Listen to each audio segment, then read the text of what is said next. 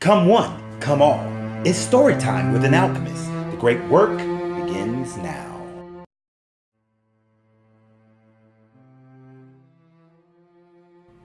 Hundreds of years ago, in a small province in China, there lived the Shu family.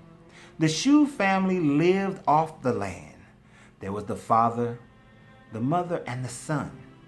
And they had within their possession a young stallion that provided much work and earned much money for them. But then upon one day, with the gate being left open, the stallion hurried out of the corral and into the mountainside, never to be seen again, or so they thought. Just at that moment, a neighbor comes by, sees that the stallion has escaped, and said, "Oh, Mr. Shu, it is horrible and bad luck that your young prize stallion has escaped." And Mr. Shu replied, "Maybe so, maybe not. We will see." A day goes by, 2 days, 3 days.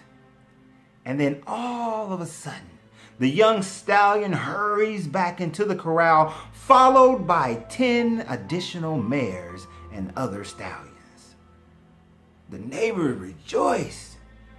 "Mr. Shu, it is such good luck for you that your stallion has returned and brought with them additional stallions and mares." Mr. Shu once again looked at his neighbor and said, "Maybe so, maybe not. We shall see." Well, upon the next day, Mr. Shu's son, trying to harness the energy of one of the young mares, trying to break the mare, falls off the mare and breaks his leg, finds himself a broken piece of limb of a leg that he cannot stand upon. The neighbor rushes over. "Oh, Mr. Shu, such bad luck has befallen you. Now your son cannot work for you. He has broken his leg. Oh, such bad luck." Mr. Shu once again, "Maybe so, maybe not. We shall see." As a few days go by, there are rumors of war. In the Chinese provinces, the warring states have begun. The neighboring emperor sends a conscript, an officer out to conscript the young men of all the provinces to battle for China. As each neighbor loses their young sons off to war, when the officer reaches the Shu household, he sees that his son is lame and does not conscript him to the military.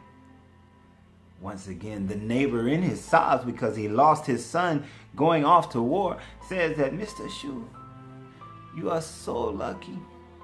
Your son does not go off to war. My son goes off. He may return, he may not. But I feared for his life. But you, sir, are so lucky that your son has broken his leg and cannot go off into war." And once again, Mr. Shu says, "Maybe so, maybe not. This too we shall see." This story has been told many times by Zen masters. Many times for people to understand that we cannot look at life in a small sample pack and determine whether or not what we are experiencing is of benefit to us or is of destruction to us. That we must see how everything plays out before we can decide if something has given us benefit or if something has given us folly. Too many times we look at one incident and base our entire life off that one incident instead of waiting to see how things play out. Sometimes we're forced to move to a new city. It's neither bad nor good until we see how it plays out. What advantages we take when we're there. What things that come into our lives while we're there, and how we relate to each one of those things. Sometimes relationships end. We lose friendships. We lose marriages. We lose loved ones. And we think that this is a detriment to us.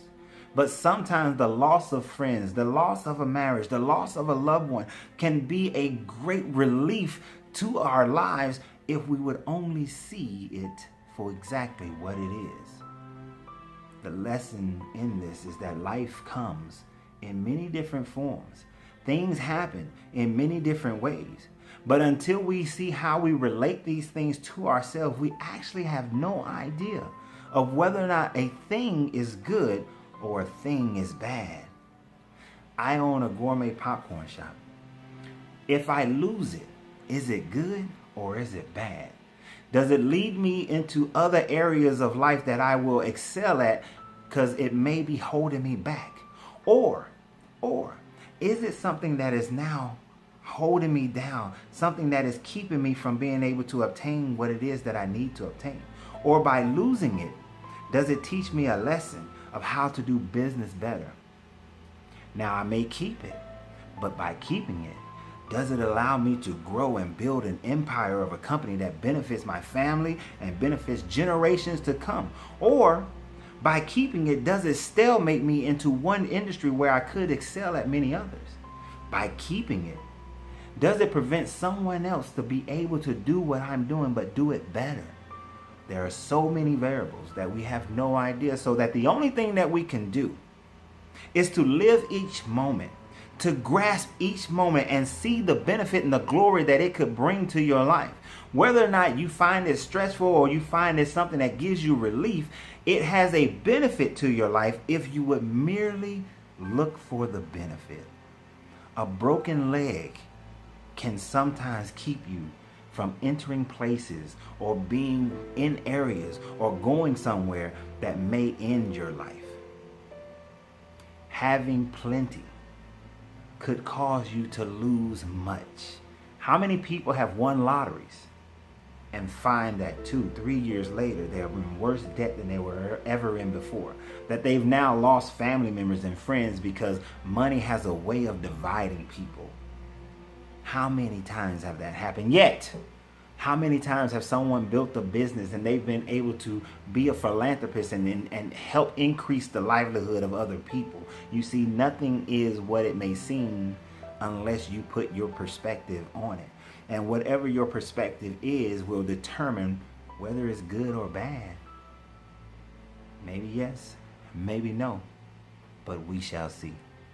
This has been Story Time with an Alchemist.